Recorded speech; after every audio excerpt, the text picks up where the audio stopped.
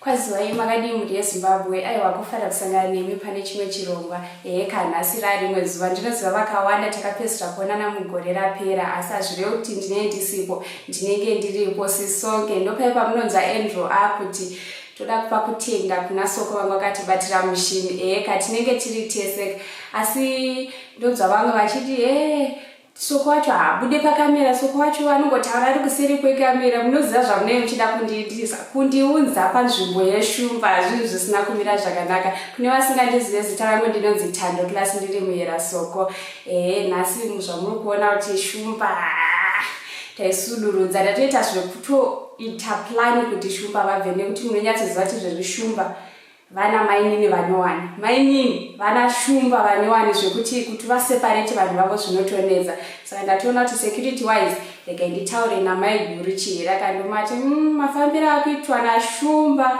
namainini achenjerai asi sina kumira zvakanaka chihera vakati aiwa don't worry mira ndimboti shumba ngaandishanyire aende kanto saka muchiona nhasi tiri tu asi mukazotaura kuti ndini mainini utini Ngiyaphila uthini?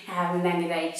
Salibonani muli eZimbabwe. Ibizo lami nguNoni phela sihlangane njalo phela endabeni lana esasitshengise yona oyomfana owayele 26 years owayehlutshwa isikhova elandelwa ngama-bed okwakumhlupha. Sihlangane phela njalo silitshele ukuthi kuhamba njani silitshele indaba yonke ukuthi kuzahamba njani kwenzakalani empilweni yakhe sibe sili-update phela nithemba abaningi beselimile ukuthi kathi sebethuli sebeposta izinto zeshamba sebeposta ezinye izinto hayi asithulanga sebesabanika isikhathi phela sokuthi sibone ukuthi kulotshintsho kumba kulatshintsho. Aiwa sezvomanzwa mainini vatotaura kudhara vatya kubata kunyaya yashumba because vanoziva kuti vanogona kunzi iwe wada kufanisa awa ndofunga tisingapedze kuva mukutonera stori yaiya yatikabuditsa mumavhiki apera yemukomana angachishungurudzwa mukomana angachishandiswa nenyoka pasikarudzi yake mukomana angachiteerwa nezvinonzi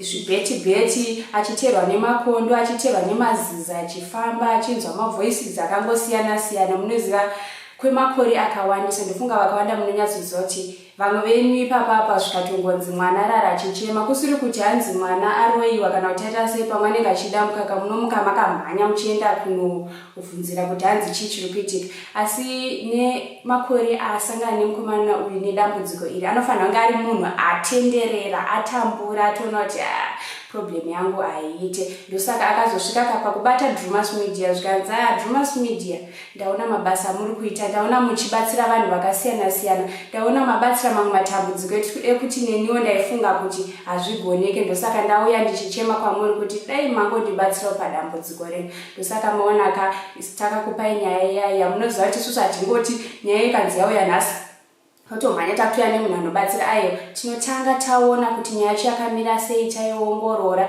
then tochizouya kumhuri yeZimbabwe tokuratidzai kuti zvakamira sei totsvaga vanobatsira ndosaka takakupai nyaya iyaiya nhasi saka zuva ranhasi tauya kuti tikuudzei pane rimwe level takuchida kuti nyaya ichishandwa ndofunga tichingobva kuisa stori iyaiya takanzwa kafoni ichirira nevamwe zvikanzayo Drewmas media tinokudai tinokuteerai zvisingaite asi taona dambudziko ramaisa paYouTube kuti pane mukomana uye atambura tine munhu waMwari ari kuNorton anokwanisa kumbokubatsirai kupedza dambudziko iroro tikati susu zvekungoudzwa pamafoni hazviite paNorton padhuze munonyatsoziva kuti zvikanzi kugokwe kune munhu anobatsira ari munhu anotobatsira munotona tananga kugokwe zvikanzi kuchipinge munotona ayo wakatasvika kuchipinge zvikanzi kumasvingo hatiregedze kusvika ndosaka tamukira nhasi takananga paNorton takapisa mafuta tadzifambira nyaya dzacho tinonyatsotsanangurira munhu waMwari kuti vanhu vakuudzaika vanogona kunge vasina kunyatsotsanangura kuti dambudziko rakamira sei dambudziko rane makore akaita sei rega tinonyatsoona munhu waMwari timudze kuti zvakamira sei kana achizvigona aiwa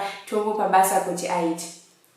Njengoba salibonile muli eZimbabwe laphana salifakela phela salitshengisa la wakhuluma umfana ukuthi uhlutshwa yini lo babakhe la wasengezelela sabe sesifaka phela ku-YouTube sabona ama-comment enu then ngabe sekusithi umuntu wenkosi wabe sefona ukuthi hayi khona mina liyakwanisa ukungithinta ngiyakwanisa ukumnceda umfana lo ukuthi ephile kahle phela ehlale kahle njengabanye uhlukumezeke kakhulu especially ngeminyaka kuyo yona 26 years hayi kunzima kubuhlungu. So sizalitshengisa umuntu wenkosi esezama ukumnceda, sizabona ngakho ukuthi uzakwanisa kumbe kasoze kwanisa. Okuningi asingeke sikutsho, kodwa sithemba ukuthi uzamnceda phela ephile kahle laye, engahambi ukuthi nxa ehamba endleleni bese saba ukuthi uzazwa ngokhozi soludlule ekhanda lakhe ethethe yathi bona isikhova. Kuyethusa njalo kuyamangalisa kwesabisa mule Zimbabwe. Hayi okuningi lizazibonela sesisiyakhona phela eNorton kumuntu wenkosi ukuthi emncede umfana.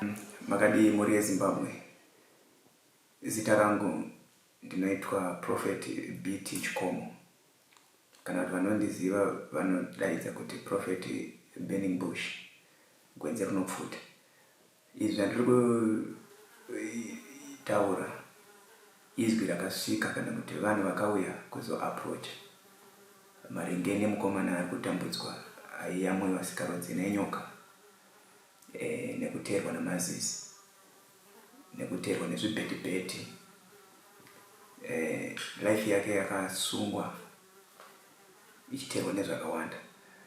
Saka ndinowanika kuguta reNorton, asi ndakaona shungu dzichiti pane zvinhu zvemweya zvinoda kuti zviadreswe, nekuti zvinhu zvacho zvakatanga zvichiitika kwaari sekutaura kwakandakanzwa vachinditsanangurira kuti zvaitika kuri kuhope kusvikira akutozviona panyama zvichiramba zvichiitika zvinhu zvakadaro. Pamwe pacho munhu kana ari mudambudziko vanhu vanotanga kufunga zvakawanda. Vamwe vanopomera kuti hazvidaro here vabereki, vamwe vakabata-bata, hazvidaro here kuti pamwe vemachechi vakatadza kugadzira dambudziko. Community inenge yatove nekusagadzikana nekuti vanhu vanoda kuziva kuti zvii zvakaitika. Unoona semwana wechidiki ane ramangwana rinotarisana rakajeka, unozoona mumwe akubhulishwa nevezera rake, asi iye achida kuti afambe mugwara rakanaka, life yake inge yakabudirira. Saka chinono ichocho chinenge chatogadzirwa newakaipa anenge atoona kuti pane chakanaka chiripo. Kazhinji ane bhora ndiye anomakwa. Saka ndinonzwisisa kuti mukomana anonge ari kuteerwa nezvinhu izvi nekuti pane zvaari kutadziswa kuti anofanira kuzadzisa pasi pezuva asati Jesu asati adzoka. Saka ndakanzwa kuti rega ndisimukire nyaya idzi nekuti dzine chekuita nenyaya dzemweya. Saka naizvozvo handisireni ndinoita, asi Kristu ndiye anoita, ndiye anoporesa, ndiye anodzikinura. Maringe naizvozvo vhangeri yechokwadi ndo inofanira kuti isvike kunyika, nekuti kana ndichiti vhangeri yechokwadi ndeyekuti unogona kunge uchinamata vamwe uchiteera vabereki, asi mukudaro iwe unenge usina kuponeswa. That's why uchiona kuti Bhaibheri rinotaura kuti ndakatumwa kuvarombo. Varombo vaitaurwa havasi vasina dzimota kana kuti vasina mari, varombo pamweya vasina Kristu. Saka ukave murombo pamweya, zvinhu zvakadai zvinosangana newe zvikutambudza.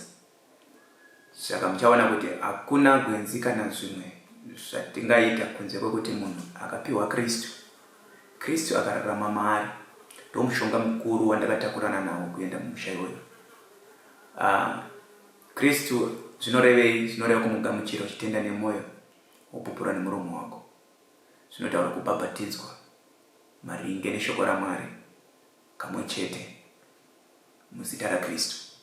Idzodzo nzira dzine chekuita nekuponeswa kwemunhu kusvikira munhu ave namweya mutsvene. Kureva kuti kana pane mweya wetsvina uripo, ukaburisa mweya wetsvina iwoyo, panofanira kuuya neumwe mweya mutsvene unouya kunoreplace, nekuti ukarega kudaro panosara paine vacuum kana paine gomba rinokwanisa kuti mweya iya shoko raMwari rinoti inodzoka yave minomo zvikazoitika zvakare kudarika zvazvaita pakutanga. Saka guidance iyoyo inofanira kunge iri dzidziso inosangana nemukomana nemhuri iyoyo kuti anga achichengetedza deliverance yake. Zvakadaro nemimhuri yeZimbabwe also munofanira kunge muchibatsira kunamata kune vakomana vechidiki vari kukura. Dzimwe nguva vanenge vachisangana nematambudziko akasiyana uye mweya ichiwana mukana wekupinda mavari. Naizvozvo minamato yenyu ichatibatsira patiri kufamba kuenda mumhuri iyoyi ichinobatsirwa. Ndinongoti mbiri kuna Mwari, mbiri kuna Kristu. mbiri ngairege kuuya kwandiri asi ngaende kuna Jehovha. Inotenda Mwari wapitire zvakanaka. Ngatisangane ikoko tichibuda kuenda ikoko izvozvo. Aiwa, mhuri yeZimbabwe ndofunga mangozvinzwira munhu waMwari achitaura. Iye zvine zvitaku chienda tonosvika pamusha pacho pemwanakomana nevabereki vacho ari kusangana nedambudziko rakadai. Tomboona munhu waMwari achiita basa muchizvionera mega. Tozoona kuti zvinofamba sei from there. Zvichapera here chichaitika. Isusu munongoziva seDrewmas Media chishuviro chedu ndechekuti dambudziko ripere. Tinoedza kana zvaramba nhasi tinotsvaga vamwe, kana zvaramba mangwana totsvaga vamwe kusvika vanhu vawana kusununguka. Hatinei kuti munhu upi, vangave vekuchechi, vangave maprofita, vangave vanhu vaMwari vekumachechi akasiyana siyana. Aiwa, chatinenge chida kuti dambudziko risvike pakupera. Hatingonakidzwe nekuita nyaya nje, asi tinopedzesera dambudziko rapera. Mhuri yeZimbabwe lizizwele ngalesi sikhathi sesiphuma phela sesiya lapho kuhlala khona umfana ukuthe enceda. Thina njengeDrewmas Media isifiso sethu ukuthi lokho ahlangana lakho kuphele. Sizahamba lo mfundisi aye khona encedisa, engahluleka sizadinga omunye, silokho sidinga omunye, but silethemba njalo ukuthi uzamnceda umfana ekhululeke ephile kahle, ngoba kula phela okwehlulwa uNkulunkulu. Sihlangane khona phela sesiphuma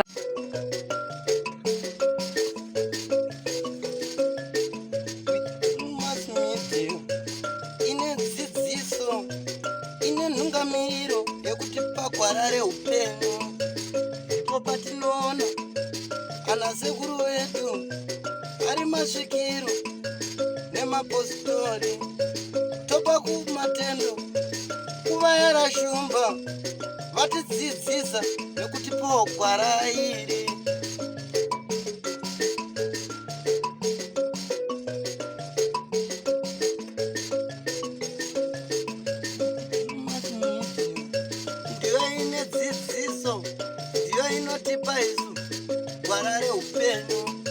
Ndipo patinowana vanasekuru nemapositori vachitipa gwara reupenyu, togopawo matendo kuvayera shumba.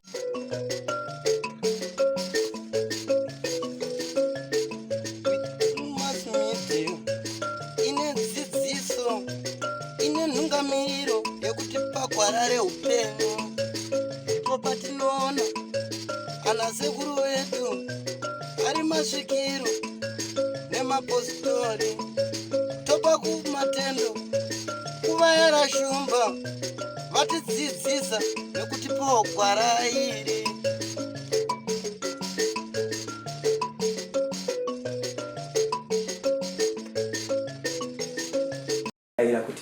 You are receiving the power of God.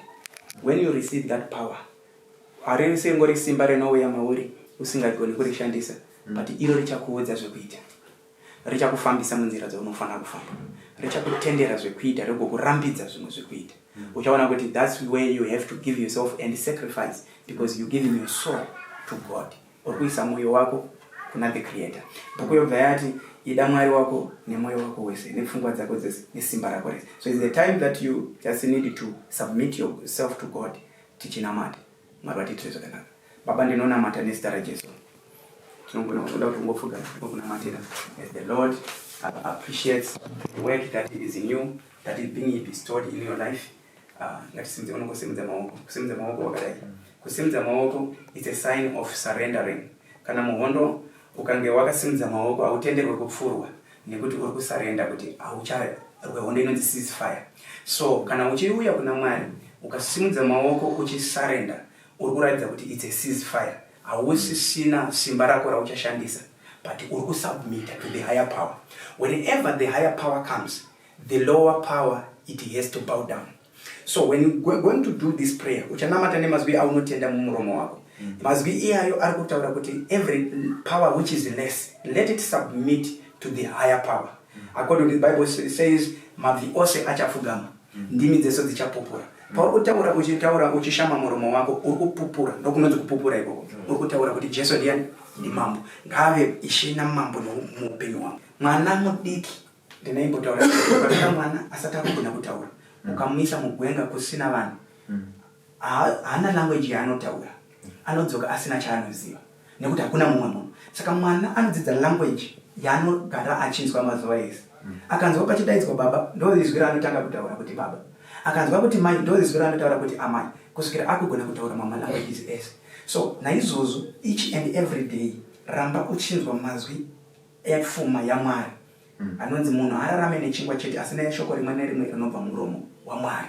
Saka unofanira kugara uchinzwa shoko iroro zuva rimwe nerimwe rakamisikidzwa naMwari in your life. You must always have that voice speaking in you. Kapareke kuvira zuva kana kubuda zuva gwaro risina kupinda mauri. Munofanira kuita nzara yekuti handina kuverenga shoko. Kosei ndisina kuverenga shoko. Unofanira kunzwa nyota yekuti kosei zvinhu zvisina kumira zvakanaka. You will be more sensitive. Unendova mweya wekunzvera kuti pandiri panapa hapana kumira zvakanaka. Saka chicha ndinofanira kuita. Ngandidaidze shoko raMwari rigokunda. That's why waona kuti Satani anoenda achinoedza. Jesu anomuedza neshoko raMwari raanoenda achinotaura kuti zvakanyorwa zvichinzi. Asi nekuti Jesu anoziva kuti ndiri Mwari handigona kubviswa munzira yangu. Nekuti shoko ndiye rakauya kuzokunda pamusoro penyika. Ngatinamate. Baba ndinonamata nezita raJesu. Naizvozvo takudzwa apfugama na makamutambira mukamugamuchira mumaoko enyu, mukamudzikinura mukamusunungura. Naizvozvo ndinonamata mazwi aya masikati ano kuti donodzo iroro ramakaisa muchiedza chamakaisa muhana yake hachisi short lived, hachisi chenguva pfupi, hachisi chanhasi, hachisi chamangwana chete, asi ndechemazuva namazuva. Naizvozvo muyeuchidzei kuti kune upenyu neusingapere, upenyu hwamangwana, upenyu hunogara. Ndinoramba ndichitaura mazwi aya ndakamira munzvimbo tsvene yenyu. Ndinozvininipisa nekuzvideredza ndichiti ini nichisimukai mweya mutsvene, muratidze simba renyu, simba rechikuriri. Baba, ndinovimba nemi, ndinodzokorora mumazwi anotaurwa naKristu anoti Baba munosimbondinzwa nazvino mandinzwa. Ndataura mazwi aya asi naizvozvo anoti Lazaro abude kubva mubwiro. Anga ari mazuva mana, hakuna anga achine temba rekuti Lazaro anomuka, hakuna akanga achine tariro. Naizvozvo akadaidza nezita rake nekuti kumarinda kunovigwa wakawanda, asi akatoti Lazaro amuke nekuti zvichida kwaimuka nevamwe vakange vachinzwa kuti vakafanga vamuke, asi akadaidza achiziva kuti ndiani akafanira kuti amutswe nezuva iroro. Naizvozvo ndinotaura kubva musoro, ndinotaura nyasha pamusoro peupenyu hwako. Ndinodeclare shoko iri kuti rive rinobatika. Achatumira moto kwauri ngaudzokere unopisa dzimba dzavo.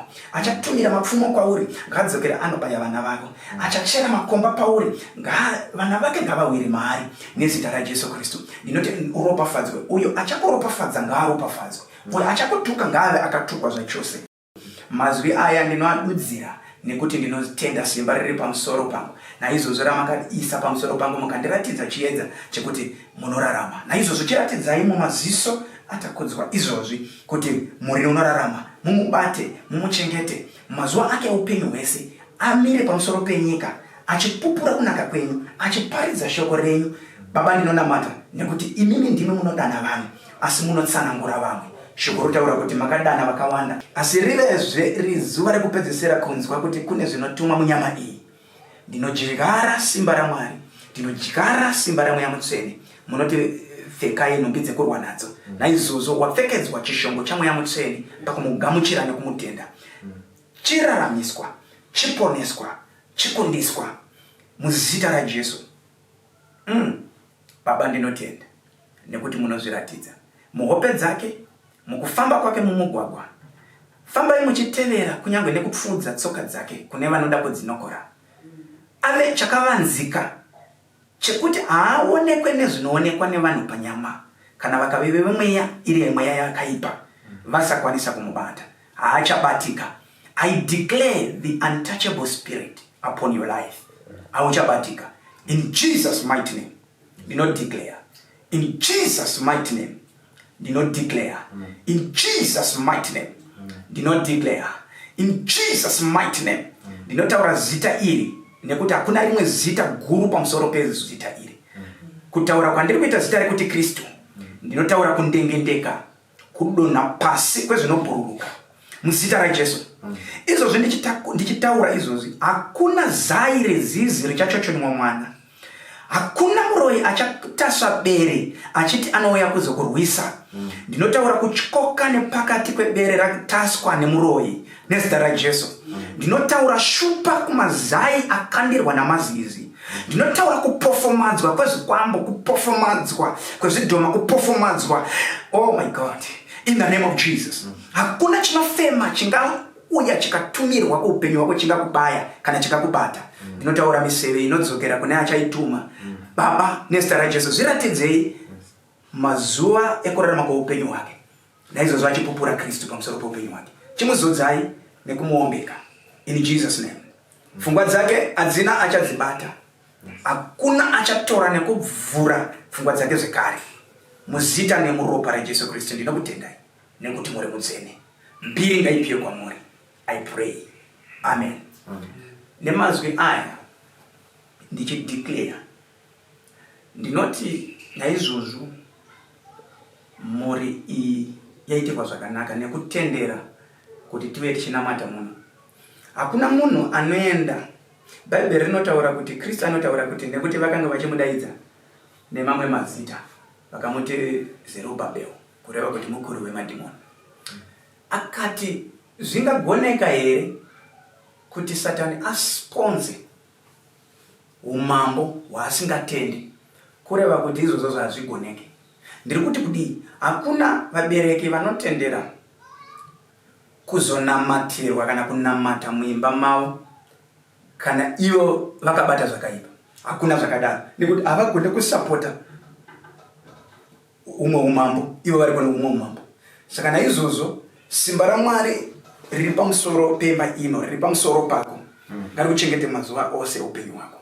Muri yeZimbabwe ndofunga tambotaura kuti izvezvi tichada kufamba tisvike pamusha panova ndo pane mwana anga achishungurudzika, ari kushungurudzika nezvinhu zvakasiyana siyana, uyezve nemunhu waMwari akati aiwa inini regai ndimbobatsira, ndimbotora dambudziko iri ndiriise mumaoko mangu. Saka izvezvi zvatamirira ndezvekuona kuti zvichafamba sei, mwana achabatsirika here, chii chichaitika. Isusu chishuviro chedu ndechekuti mwana aponeseke, mwana abatsirike. Nekuda kwekuti munhu waMwari apinda mumweya akataura akaita zvaaita, aiwa regai tione kuti zvichafamba sei. Muli yeZimbabwe njengoba silitshelile ukuthi sesizathatha phela uhambo siye kibo kamfana lo ohlukumezayo, sihamba lo muntu wenkosi phela ukuthi amncede. Ngakho umuntu wenkosi sifike laye uzafika emkhulekele, engene emoyeni, ebona ukuthi uhamba njani. Thina isifiso sethu ukuthi athole uncedo abe right. Muri yeZimbabwe ndofunga mangoona yedu kuti susu tafamba murodhi yakasha. Ndofunga mangozvionera kuti hazvina kumira mushe. Tabva tine mota, asi mota yatonyora uko kuti tichiregedza zviite, asi tikati aiwa regai tifambire nyaya dzacho. Zvakaoma kudaro, ndofunga mangozvionera tichifamba tichipinda mumadhaka kusvika tasvika, ndosaka matona tiri panapo. Muli yeZimbabwe lizibonele phela sithole nzima sibuye lapha, kodwa ungasenani ngoba sesifikile. Besihamba ngemota yaqinisa ibharela ngale sayichiya sathi ngcono siqedise ngenyawo cause thina sifuna ukuthi umfana lo ebe right. Lizibonele njengoba besihamba singene emadakeni sike sikhipha izicathulo sibhode ngale. Ave kunzima kodwa uqhakathekile ukuthi sesifikile phela, sesizosiza umfana. Sithemba njalo ukuthi uzathola phela usizo. Aiwa, ndofinga pa tichauya pane chimwe chirongwa chinoteera. Sezvimoona munhu waMwari aita basa tinovimba kuti aiwa zvinogona kugadzirisika. Saka tinokupai chirongwa chinoteera munguva inoteera. Lizabona phela okulandelayo ukuthi umuntu wenkosi esemkhulukela. Ngazo zonke izikhathi simuli yeZimbabwe phela silokho sihlala silikhuthaza phela ukuthi lingakhohlwa ukusubscribe ku channel yethu Drewmas Media. Drewmas Media, taking you to another level. Goodbye my friends. Goodbye my friends. Wakamboonana tichazoonana nerimwe zuva hama dzangu. Goodbye my friends. Goodbye my friends. Wakamboonana tichazoonana nerimwe zuva hama dzangu. Ini ndokwenda kubasa kwangu. Iwe makiwe mkaranga